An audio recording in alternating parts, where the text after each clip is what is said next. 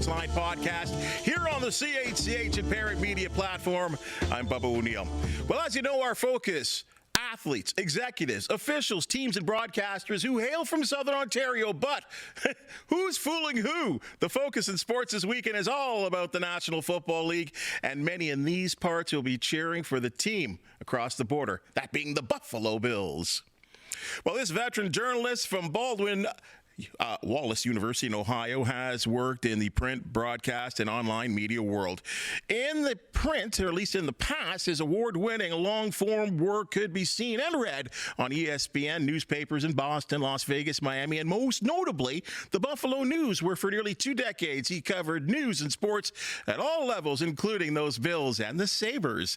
In 2018, he had the first exclusive interview with O.J. Simpson following his years of incarceration. Currently, he's a senior writer for The Athletic, covering the National Football League. Let's bring in our exclusive, Tim Graham. Thanks for joining us on the Sportsline Podcast. Bubba, thanks for having me. And I think I fit the bill, though. I am in suburban Southern Ontario, because isn't Buffalo kind of a Canadian suburb?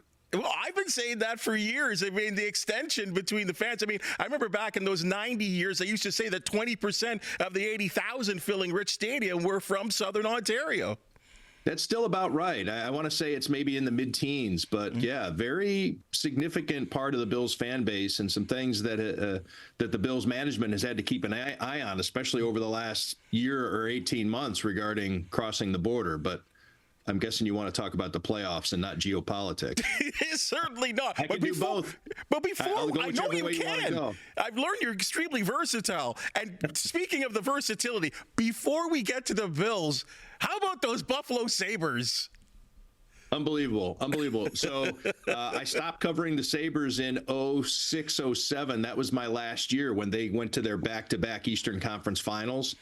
And so my last game with the Sabres was Drury and Briere's last game with the Sabres. And that's not to say I'm not a superstitious guy or anything like that, but I could say that I covered the entirety of a pretty cool era of Sabres hockey, and it hasn't returned yet. And they're showing some signs. Maybe the old coach, Lindy Ruff, still has some magic. Well, I remember that final series against the Flyers, a 7-game series that they lost at, I guess that would have been First Union or whatever it was, and I think they got killed 5-1, and they haven't seen the playoffs ever since. But there seems to be hope. Now, we look at the Bills and the Jaguars, which will be playing Sunday on CBS. Of course, the likes of a Romo will be on the broadcast. You look at their series over the histories. Remember, the Jaguars are an expansion club from back in the 90s. Their series is tied 10-10. But they have played twice in the postseason, in 96 and 2008. You remember those days? I know the 96 game was at the end of the Jim Kelly era. Yeah, that was a heartbreaking game. That was Jim Kelly's last game. And the game in 2018 was the end of the drought. And I think Bills fans at that point, there were no expectations. They backed their way in. As you may recall, Andy Dalton with his heroics in Cincinnati against the Baltimore Ravens. It wasn't even a game that the Bills had any influence on, but that was one of the things that had to happen for the Bills to get in. So the Bills win in Miami. They're standing in their locker room watching the end of the Bengals-Ravens game, miracle play, and that's how they got into the playoffs. And so everybody was just happy at that moment. You go down to Jacksonville against the former head coach, Doug Marrone, on the other sideline. I believe the score was 10-3 or something like that. You just had it up on the screen, and I'm sorry, but it was a really low-scoring game. Tyrod Taylor was the quarterback for the Bills, and it was just, there we go, 10-3. And Tyrod Taylor didn't do Nathan Peterman finished the game. So there's all kinds of guys who just didn't that seems like ancient history. In fact, that in some ways seems longer ago than when I covered the Sabres in the aughts. But it's a totally different expectation now for the Bills, of course. You know, just getting there isn't enough. Just breaking through to end that 17-year drought, that was the euphoria enough. And then with Josh Allen as your quarterback, now And Bubba, that's really the thing that everybody wants to talk about is now they're going up against Jacksonville, which is also a totally different organization. This isn't your grandfather's Trevor Lawrence. The way he looks and the way he's played over the years, I think people have this impression of who Trevor Lawrence is, and he's a pushover, and he's never been able to get it done, and he's kind of a bust, and he just doesn't look the part, that type of thing. Well, he hasn't been that way, at least not for the last 2 months, because the Jags have won 8 straight games, and in that stretch, Trevor Lawrence and the offensive coordinator / head coach Liam Cohen really have him running on all cylinders. But the Bills now are viewed not just as a team, well, thank goodness they got into the playoffs. Now it's these guys have to win a Super Bowl with Josh Allen at quarterback at some point, or this is going to be considered a failure, this era of Buffalo Bills football.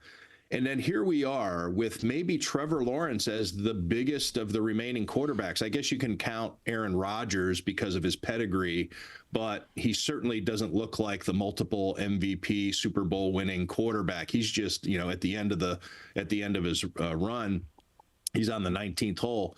Whereas here's Josh Allen, and Patrick Mahomes isn't in the field, Joe Burrow's not in the field, Lamar Jackson's not in the field, and there's no clear, decisive favorite. Therefore, if the Bills don't get it done this time, then it is just a massive implosion of expectations and hopes. And I don't necessarily see it this way, because I think this is probably, since the Bills started winning their AFC East championship 6 years ago, this is probably their weakest roster. So it's unfortunate that they come into this tournament with the best quarterback, clearly, but they have one of the worst run defenses in the NFL. And everybody knows that run defense this time of year is critical. The trenches, smash mouth football. As much as this is a passing league, you have to be able to do it all when you're in the playoffs and going up against other good teams. So that's the weird thing about this Bills team is, yes, based on the coach's experience and all the games that these guys have played in the postseason, almost a full regular season's worth of games they've had in the playoffs, a lot of these guys on the Bills roster, and the reigning MVP, but the roster just isn't up to snuff. And it's going to be hard to win 3 straight on the road to even get to the Super Bowl, let alone win it. Well, I'm glad you brought this up about the sort of national conversation, North American conversation about the reigning MVP, Josh Allen. And as we put up his playoff statistics, I think overall the guy has played very, very well. I mean, quite honestly, when you look at that loss column, 3, I believe, are against the Chiefs, who some may say are the team of the era, and that their era has kind of come to an end. Obviously, the away record, still, that has a lot to do with the Chiefs. But I look at that touchdown to interception ratio, and I know there's been some difficulties this year. Pass protection hasn't been as good as it's been in the past. But to me, does it really rely all on Josh Allen? Well, in the narrative of sports, it does, because that's the way it gets in terms of us. I'm not talking about you and me, Bubba, but in the grand scheme of mainstream media, that's what it boils down to. I received, as we probably all do, you probably do too, the weekly PR emailings that you get from the different networks about what games they have coming up and their highlights. And sure enough, CBS Sports sent me their Josh Allen versus Trevor Lawrence is in the head. That's the headline of the press release I received from CBS Sports regarding the game on Sunday. And it doesn't make me mad to see it. It's just kind of what we're used to, but it's totally inaccurate. And it's something that players like to push back on a lot. They're not on the field at the same time. There are so many different components. You're talking about 22 different players and on just offense and defense that could make a difference on any given play. And oh, by the way, the Jacksonville Jaguars have maybe the best kicker in the NFL, but if he's not the best, he's number 2 to Brandon Aubrey of the Dallas Cowboys. I mean, this guy makes 70-yarders. And the Bills just signed a guy off the street because Matt Prater, their kicker, their 40-something kicker, who also doesn't have much distance even when he's healthy, has a quad injury. If this game comes down to a field goal situation, it's heavily in favor of the Jacksonville Jaguars. But nobody wants to talk about, kicker versus kicker. That's not going to be in the CBS Sports no headline. And again, up another part of the conversation, I'm hearing rumblings, of course, and I think you and I were kind of feeling the same thing, that you don't like to be talking about the employment of particular people in sports, but I'm getting a lot of conversation that is Sean McDermott the coach that can bring you from here to here, but can't get you to here? Do you think there's any truth to that?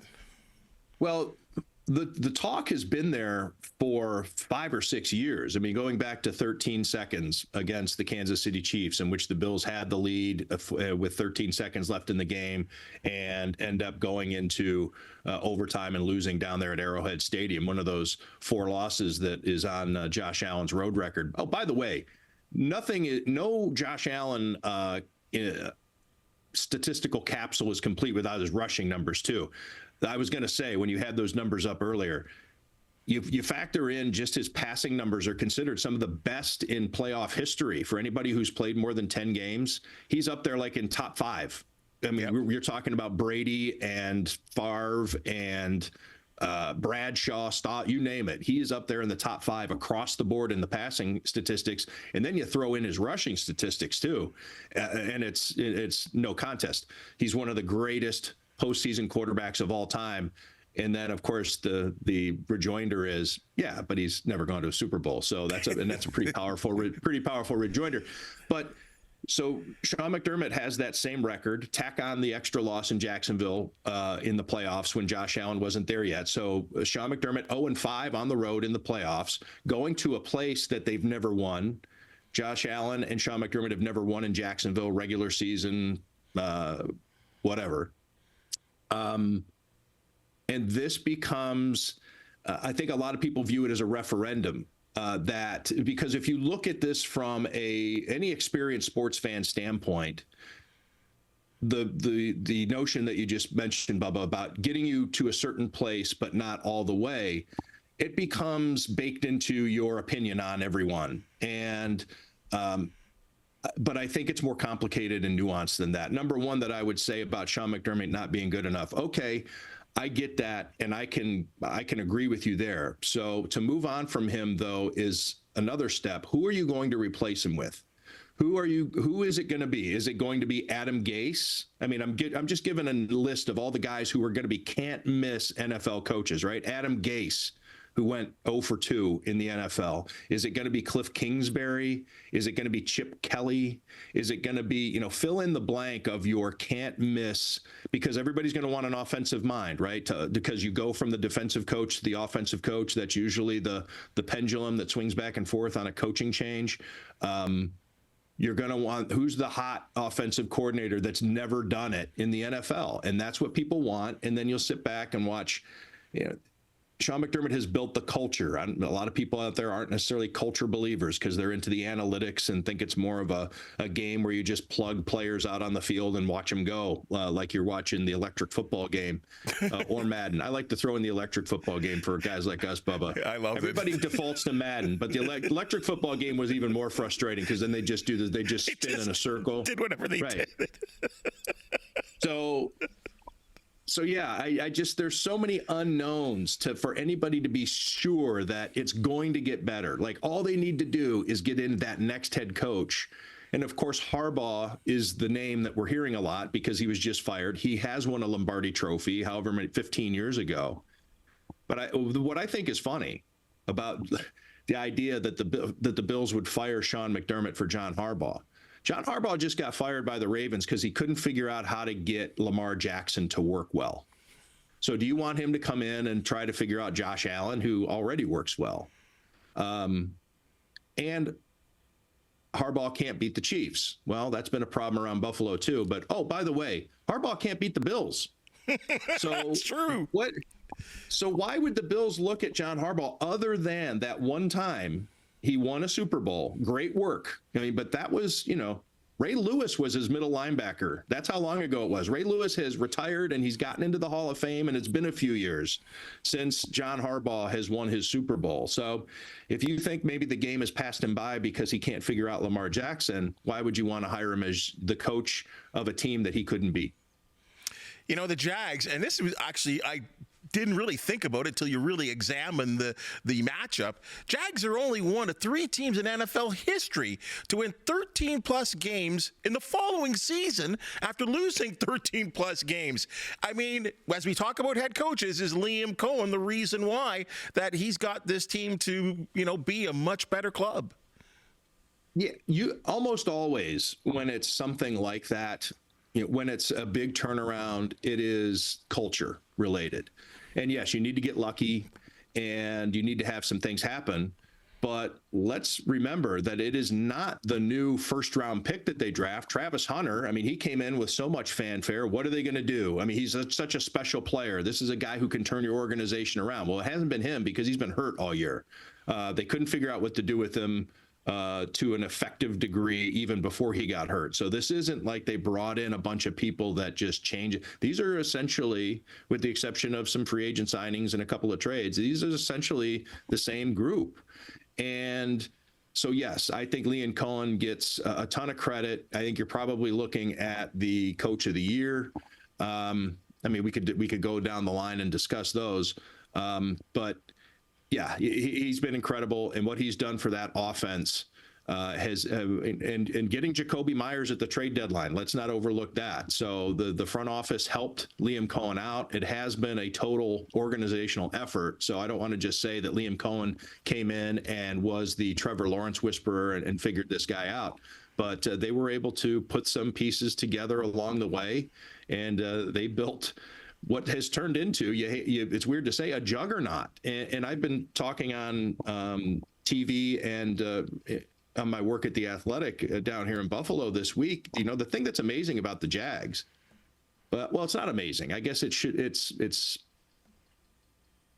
kind of expected to a certain degree, but nobody really knows these guys. Like they won 13 games, but they're not on national TV. They're not in the primetime game because they were so awful last year. When the NFL rolls out its 2015 schedule, Jacksonville is not in any in premier slots.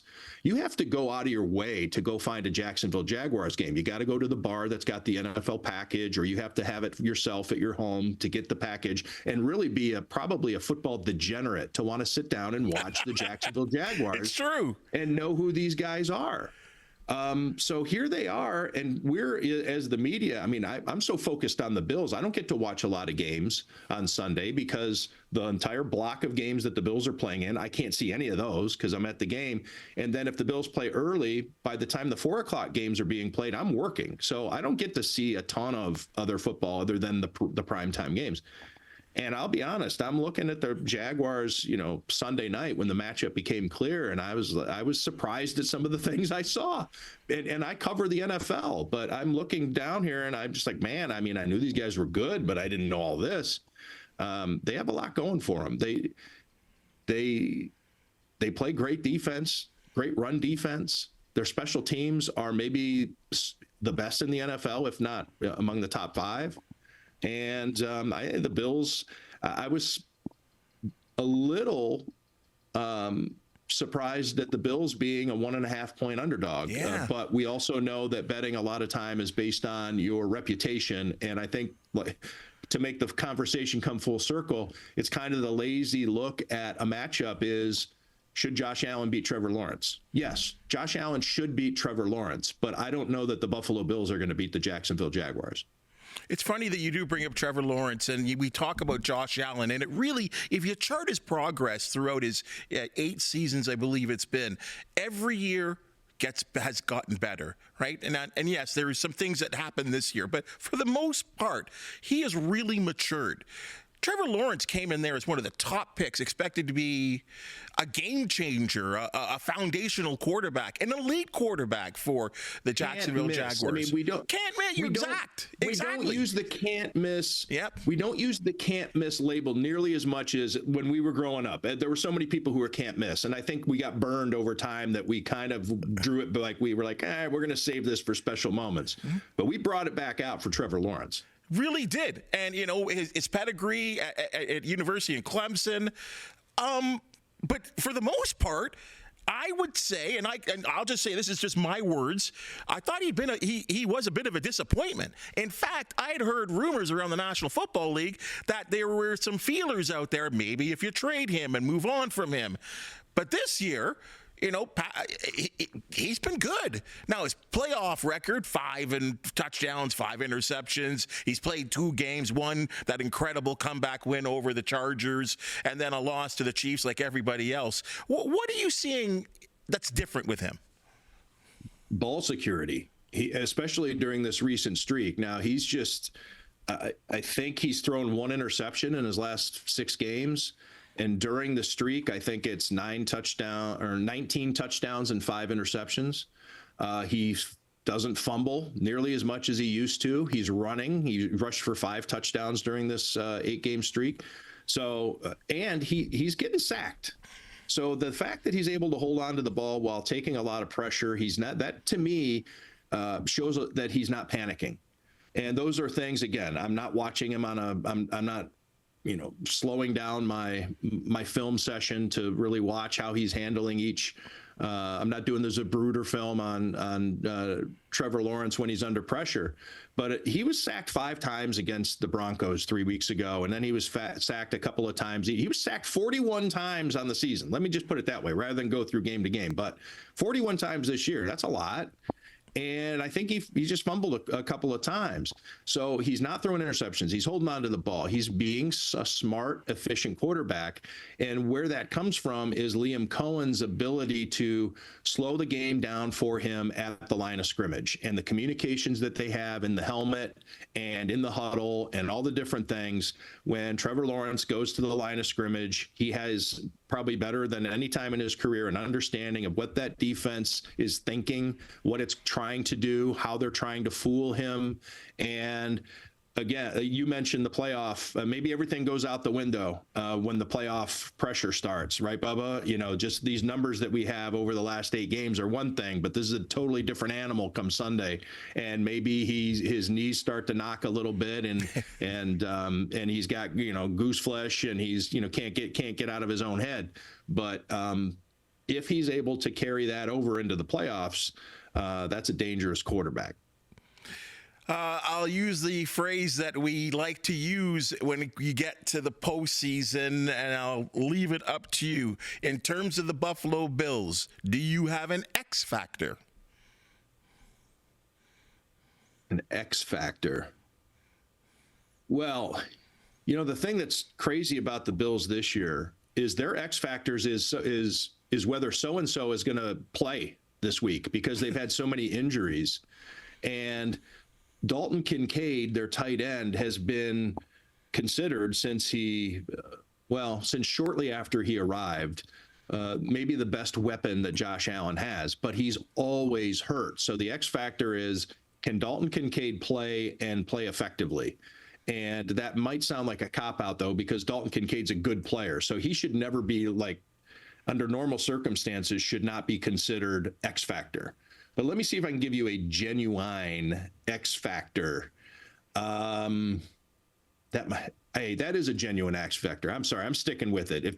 Because it's been a disappointment, and he is supposed to carry the offense. And when Brandon Beane, the general manager, went on local radio infamously over the summer and kind of dunked on the morning crew because they wanted him to draft a receiver, and he said, "Hey, we got what we wanted. You guys are always complaining about us not having a receiver. Don't you know we drafted Josh Allen when you guys wanted Josh Rosen?" And that's a kind of a dog-eared, wrinkled old card to play 8 years later. But we're banking on, not only are we banking on, but we think we're going to win with Joshua Palmer, who's hurt again, and Elijah Moore, who's been cut, and Curtis Samuel, who is a healthy scratch. I mean, all these guys, Keon Coleman's entering his second year, who's always a healthy scratch and punished because he can't show up on time for anything. Their receiver room is just a mess. If any receiver does well, that's not an X factor because nobody expected it. X factor is it might happen, right? I think that's kind of the definition of an X factor is, if this works, then that guy can go from maybe he doesn't do much to he scores 2 touchdowns and wins the game, whatever. So I know I'm kind of interpreting you, but you said I can go any way I want with it. Yeah. I know I'm interpreting your definition of X factor, but I think when you expect nothing out of somebody, that's not an X factor. You got to have like, maybe if this guy should, and those receivers just have not done anything all year, and it's been a problem.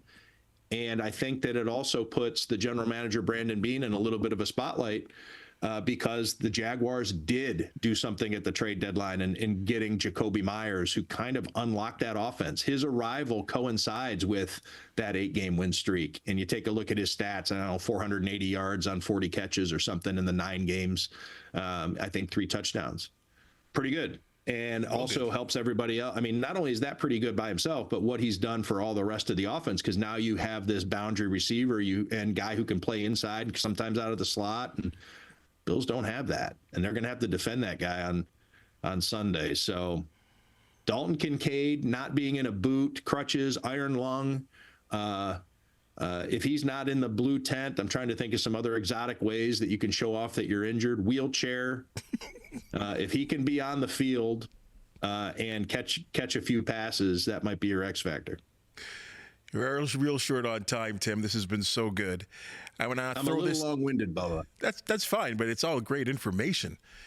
We'll look at the rest of the league here. Obviously, the games that were the wild card games that are going to be happening on Saturday, Sunday, and even Monday night, which I'm completely opposed to. But regardless, give me one team that you think is going to be a for sure victory and a team that you deem will upset. Ooh. Well, I mean, technically it's an upset based on the spread. And I think on the Buffalo Kickoff Live show that I do for the CBS affiliate here in Buffalo, I'm the only one picking the Jaguars to win the game. Wow. So I don't know if that one, I guess that counts, right? Sure. A surefire win will be.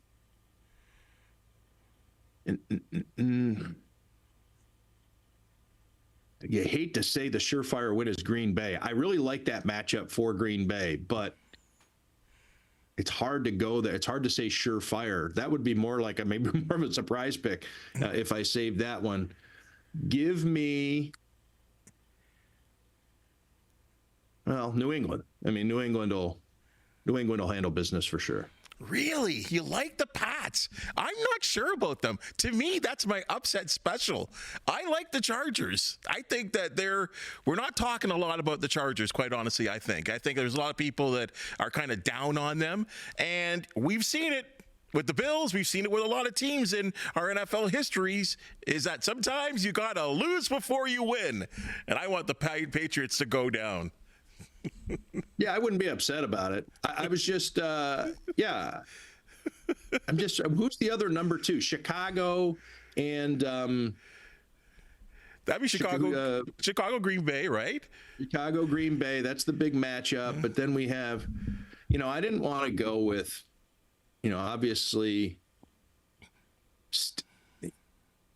Well, the Steelers are going to lose. How about that? Maybe just so that way we are like, I've enjoyed this, Bubba, so much. I don't want conflict. I don't want friction between us. So my surefire win is I want you to be able to have your upset special, and I want to clear out of there. So give me Houston over the Steelers in Pittsburgh. It's okay. I can see that. There's a couple of people here that are Pittsburgh Steelers. One person in particular in our newsroom that is a huge Steelers fan, and he's even down on them. He's down on Aaron Rodgers. They barely got in. Houston's really good. Houston's defense is amazing. Aaron Rodgers. I mean, of course, you want to say he's going to be running for his life, but he won't, because he's the king of getting rid of the ball. I mean, he doesn't get sacked much, but it's going to be a long day, I think, for Aaron Rodgers. Well, I'll tell you, I wish we had more time in terms of length to continue this conversation, and hopefully you'll join us again. Maybe get a little closer to the Super Bowl. Tim, this has been a lot of fun to look back at the past, and obviously what going on with the Bills, and again the Sabres as well too. Thank you so much for joining us on the Sportsline Podcast.